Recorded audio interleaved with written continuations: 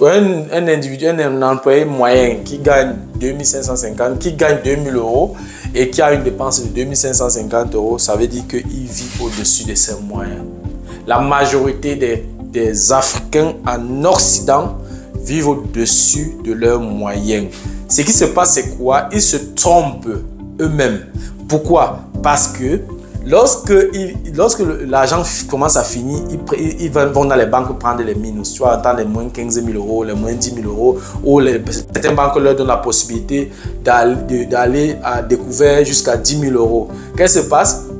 Quand son argent ne suffit pas 550 euros, ils plongent dans le minus. Ils plongent dans le minus. Il y a certains gens que dès qu'on les paye à peine le 5, ils sont déjà en minus. Pourquoi? Parce qu'ils vivent au-dessus de leurs moyens. Ils n'ont pas de protection financière. C'est-à-dire que s'ils perdent le boulot, c'est fini. Parce que généralement, quand tu perds le boulot, tu n'as plus de salaire. La banque qui te met à découvert te dit viens combler le vide parce que tu n'as plus de salaire. Voilà. Et si tu veux même quitter la banque, tu dois rembourser ce que tu dois à la banque. Donc, du coup, tu es ici, tu vis largement au-dessus de tes moyens. Et quand tu te rends compte que tu as payé 2000 euros, tu dois dépenser 2550 euros. Qu'est-ce que tu fais? Tu vas à découvert. Chaque mois, tu vas à découvert. Chaque mois, tu vas à découvert. Et quand tu es à un niveau où tu as fini ton découvert, qu'est-ce que tu fais? Tu peux encore prendre un crédit à la consommation, et ainsi de suite. C'est comme ça que la majorité des Africains en Occident vivent. Vous allez les voir arriver au pays. Oui, jouer aux beaux, jouer aux riches et tout et tout. Pourtant, ils sont à découvert.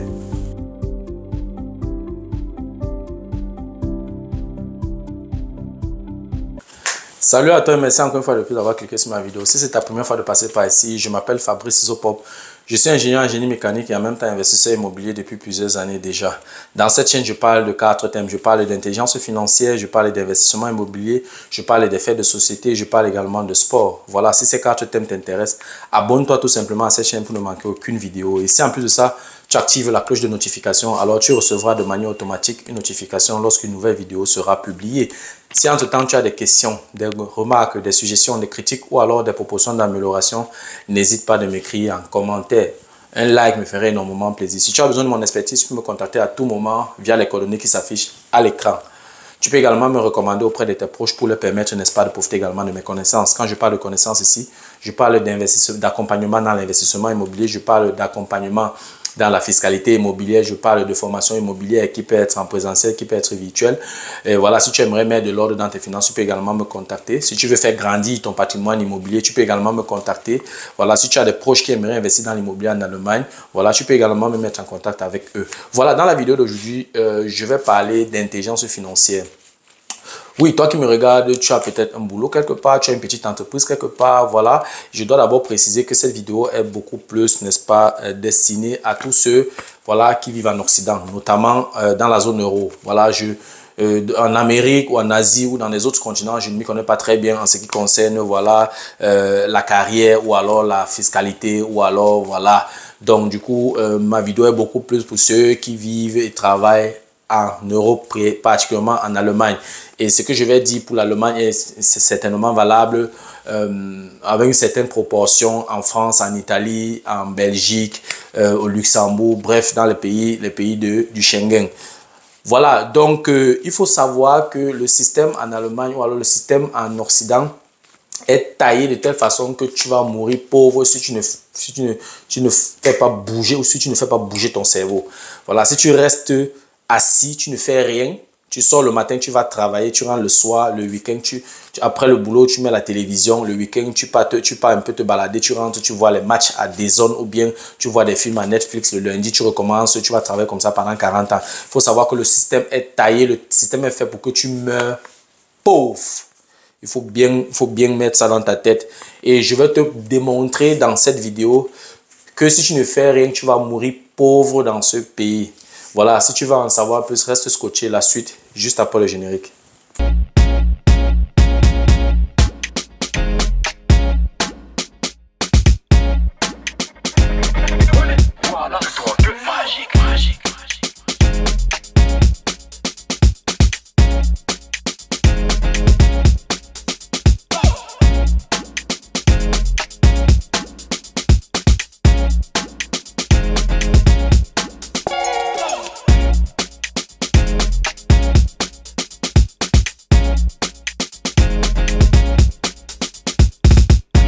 Voilà, comme je l'ai énoncé à l'introduction, si tu ne fais rien pour tes finances, si tu ne prends pas toi-même tes finances en main, si tu ne travailles pas ton mindset financier, tu vas mourir pauvre. Le système est fait en sorte que si tu ne travailles pas ton mindset financier, tu vas mourir pauvre. Que ce soit du côté bancaire, que ce soit du côté de la fiscalité, c'est-à-dire qu'avec l'administration fiscale, que ce soit même le mode de vie. Nous sommes dans une société qui dépense, nous sommes dans une société de consommation. Donc, si tu ne travailles pas ici, ton cerveau, ton mindset financier, tu vas finir clochard. Voilà. Je vais te démontrer dans la vidéo d'aujourd'hui que si tu ne fais rien, tu vas devenir tu vas finir clochard. Voilà. Et déjà, je vais étudier un cas simple d'une personne normale qui vit en Allemagne. Comme j'ai dit, cet échantillon que je prends, c'est-à-dire que l'Allemagne que je prends, par exemple, tu peux prendre cet exemple-là, tu remplaces ça, ou alors tu fais cette même considération pour la France et les autres pays d'à côté. Et là, le résultat sera le même. Parce que si tu es dans une ville en Allemagne où tu gagnes beaucoup, tu vas également dépenser beaucoup. Donc, que tu vives en France, que tu vives en Belgique, que tu vives en Allemagne, les salaires vont également avec le niveau de vie. En Allemagne, par exemple, pour un ingénieur dans un domaine peut gagner peut-être 2500 € dans le nord. Et un ingénieur, même fonction, même poste, gagne dans le sud peut-être 3500 €. Donc, c'est pour dire que ces salaires dépendent également du niveau de vie, du standard de vie. Voilà. Donc, on va faire tout simplement, je vais utiliser encore mon tableau pour que mes explications soient encore plus lucides.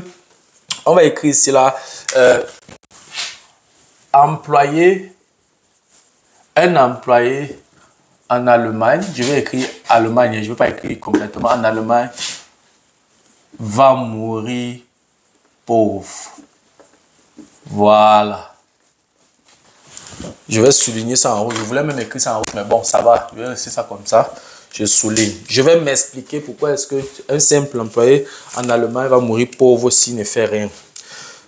S'il se concentre seulement sur son salaire qu'il gagne chaque mois et puis voilà. Ok, on va commencer par le commencement. Voilà. Un employé normal a son loyer qu'il paye par mois. Voilà, loyer sans charge. On va écrire ça comme ça, loyer sans charge. J'espère que c'est bien visible ce que j'écris. Voilà. Loyer sans charge, il est à 750 € par mois. Hein. Ça, c'est, voilà.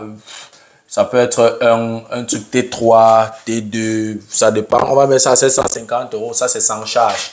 Maintenant, il a également, je vais mettre point virgule ici. Je continue avec les charges. On va mettre la charge locative. Voilà. On met là 200 € par mois. Donc, pour ceux qui sont locataires, savent que, oui, tu as le chauffage à payer, tu as, voilà, tu as l'eau, bref, tu as le nettoyage, tu as l'entretien du bien et tout, tu dois payer. Tu as une partie que tu payes et le bailleur également une partie que tu payes. Bon, pour un appartement normal de 60 mètres carrés, T3 et tout, 200 € le mois, c'est normal. Moi, j'ai des locataires. J'ai par exemple un locataire, c'est un appartement, un T3 de 66 mètres carrés où le locataire paie 260 € tous les mois comme charge locative. Donc, comme frais supplémentaires. Donc, du coup, en prenant 200 € aussi, je n'ai rien exagéré. On avance. Et tu payes l'électricité. L'électricité. Tu dois avoir de l'électricité, non? L'électricité où tu vas payer à peu près 100 € par mois, ce qui est également normal. On va mettre un point virgule. Tu as l'internet. Bon, on va mettre ça comme ça ici. Internet. Téléphone.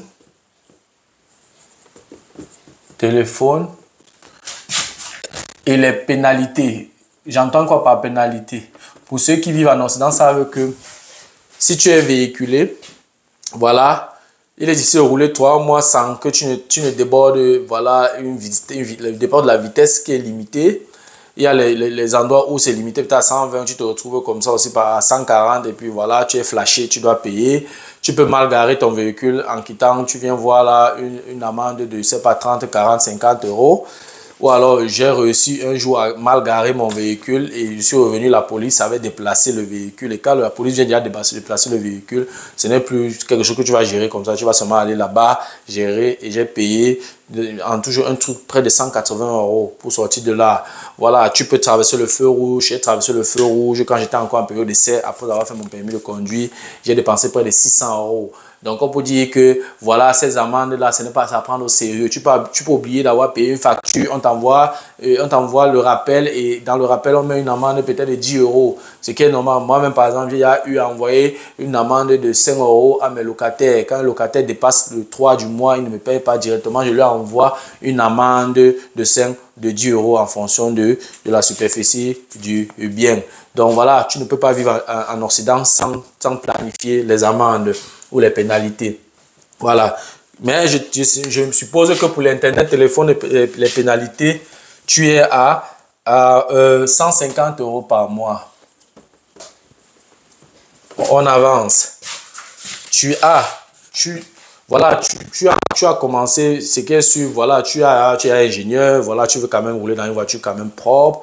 95% des ingénieurs africains, quand ils ont fini, ils n'ont pas encore assez d'argent, ils n'ont pas amassé, ils n'ont pas épargné assez d'argent. Voilà, pour celui qui n'a pas encore un mindset financier pendant ses études, il s'en va d'abord prendre un crédit même de 15 000 €, de 10 000 €. Toi, si tu es ingénieur, tu sais de quoi je parle. Donc, ta première voiture, tu n'avais pas encore mis 15 000 € de côté. Avec un salaire, tu gagnais quoi quand tu étais étudiant? Sauf si tu as compris ça très tôt et tu as commencé ton épargne. Voilà, 15 000 € de crédit pour t'acheter une voiture. Quand même, là, tu es quand même ingénieur. C'est quand même toi. Tu vois, il faut quand même que quand tu roules, que tu sois bien, que tu sois beau et que tu sois, voilà, dans une belle voiture. Donc, du coup, ce n'est que normal. Tu prends un crédit.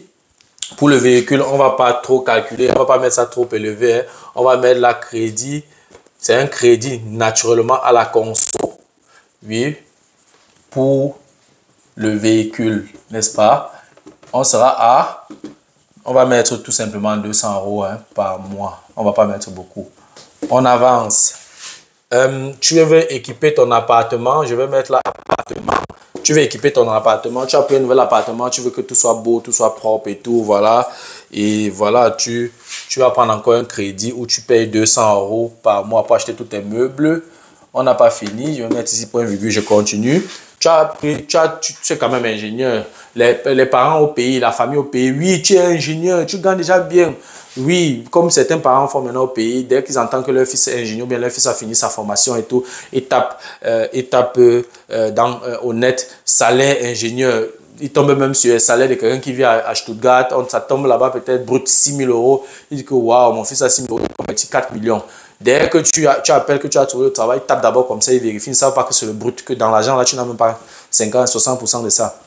Mais laissons ça tomber. Oui, il tape comme ça, après il t'appelle, tu dis que mais tu gagnes déjà 6 000 € le mois, tu as 4 millions, en 4 semaines, on te donne 4 millions, tu n'achètes pas le terrain au pays, on te met la pression comme ça et finalement tu achètes un terrain, tu ne sais même pas où tu achètes.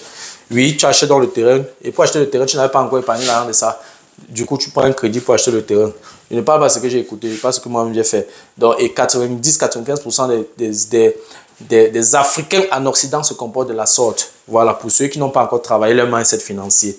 Voilà, tu prends un crédit pour acheter le terrain, on ne va pas prendre aussi grave. On va aussi prendre pour le crédit pour le terrain au pays. On va prendre là, disons, 200 €. Tu as pris un crédit où tu payes 200 €, voilà, par mois. C'est acceptable. Tu vas être peut-être autour de 10 000, 15 000 € pour acheter le terrain. Ensuite, tu as acheté le véhicule, donc tu as le carburant qu'il ne faut pas négliger. Carburant qu'il ne faut pas négliger. Et généralement, le carburant, voilà, si tu as 50 litres et que tu consommes 2 fois, ton réservoir c'est 50 litres, tu consommes 2 fois le mois et tu payes le litre à environ 2 €. 2 € fois 50 litres, ça fait 100 € fois 2. 2 pleins par mois, tu as 200 € de carburant par mois. Ceux qui ont les véhicules savent de quoi je parle. On avance. L'entretien du véhicule. L'entretien du véhicule, on va mettre là aussi, oui, 50 € par mois. Donc, ça revient à 600 € par an, ce qui est également acceptable. Tu dois faire les vidanges, tu dois changer les filtres à huile, tu dois de temps en temps laver le véhicule. Comme je dis toujours, le véhicule, c'est un peu comme un enfant que tu envoies à l'école. qui te fait dépenser chaque jour. Oui, tu veux changer peut-être, en été, tu veux peut-être changer tes pneus pour mettre les pneus pour l'hiver. Voilà, tu t'en vas, il faut payer encore, changer et tout ça. Bref, tu dois entretenir le véhicule. On avance donc. J'ai mis juste 50 € par mois, ce qui est également réaliste. Maintenant, la nutrition. Faut pas oublier la nutrition. Tu dois manger, n'est-ce pas? On va mettre la nutrition ou alors la ration. Oui, je vais pas trop compliquer. Je vais mettre 15 € par jour, n'est-ce pas? On sera pour 30 jours, on sera à 450 € par mois pour ta ration. Voilà, maintenant on avance avec l'habillement. Oui, habillement plus tes loisirs.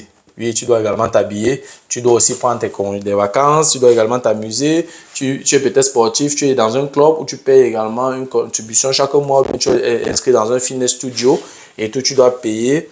Donc, on va pas faire compliqué. On va faire 50 € par mois. Voilà pour tes loisirs et ton habillement. On va pas trop compliquer. On va prendre ça simple. Ça nous fait donc un total. Quand on fait la somme de tout ça, j'avais déjà calculé, hein, ça fait un total de, toi tu peux prendre la calculatrice pour vérifier, de 2750 €. Voilà le total. Un employé moyen gagne en Allemagne 2000 €. Je vais mettre ça ici en vert. Un employé moyen gagne 2000 €.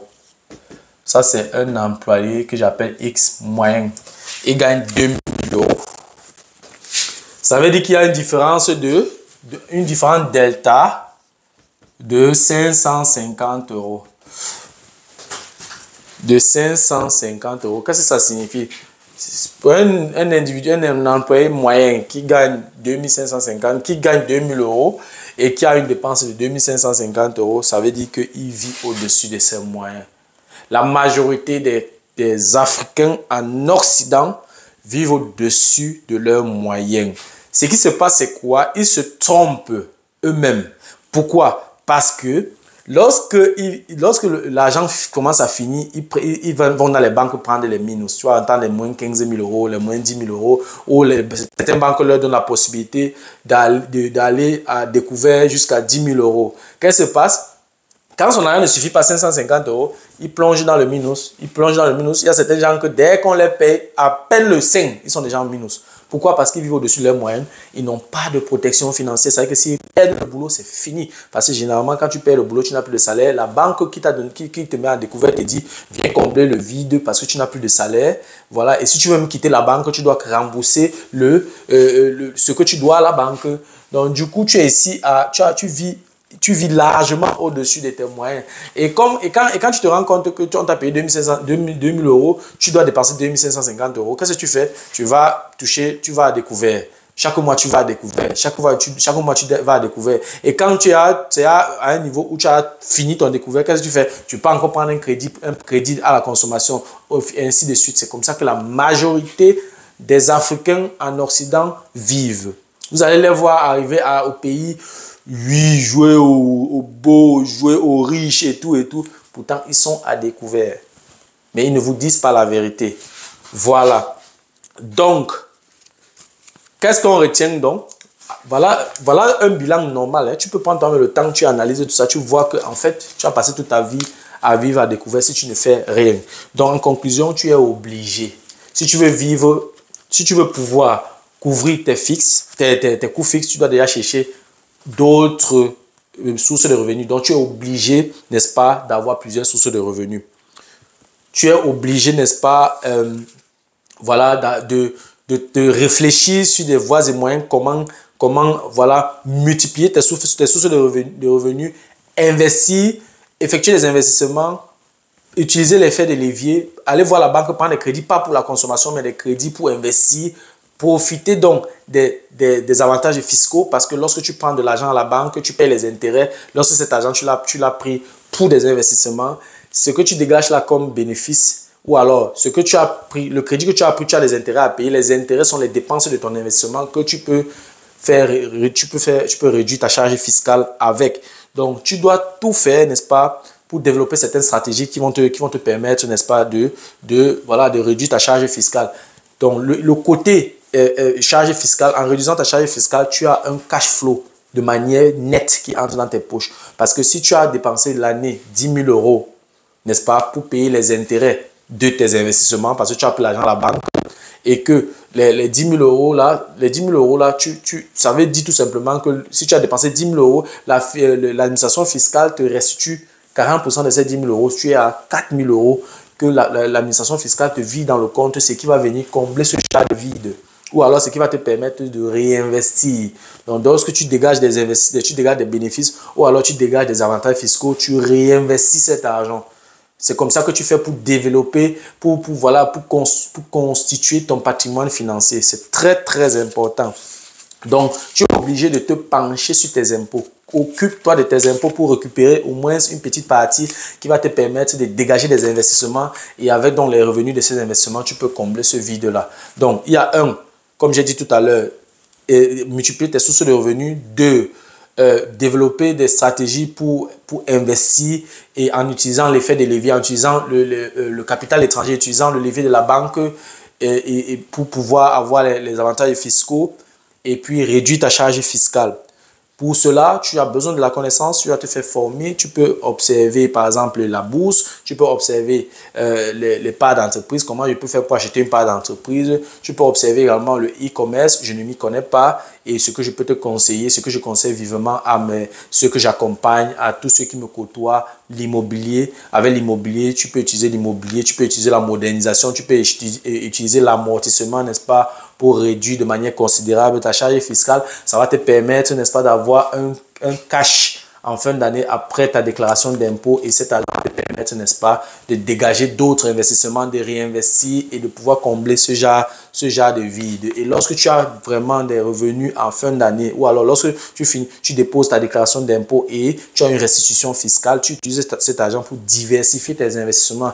Là, tu n'as pas seulement ton salaire, tu as tes autres sources de revenus et de l'autre côté, tu as également tes investissements, tu as des bénéfices, tu as des cash flows, que ce soit à travers les appartements, que ce soit à travers des parts d'entreprise, que ce soit à travers la bourse et puis hop, c'est parti, tu combles ce vide et tu continues à épargner, tu fais grandir ton patrimoine financier. Ça, c'est pour quelqu'un qui a compris les finances, c'est pour quelqu'un qui a de l'intelligence financière, c'est pour quelqu'un qui a fait bouger son cerveau, c'est pour quelqu'un qui a travaillé son mindset financier.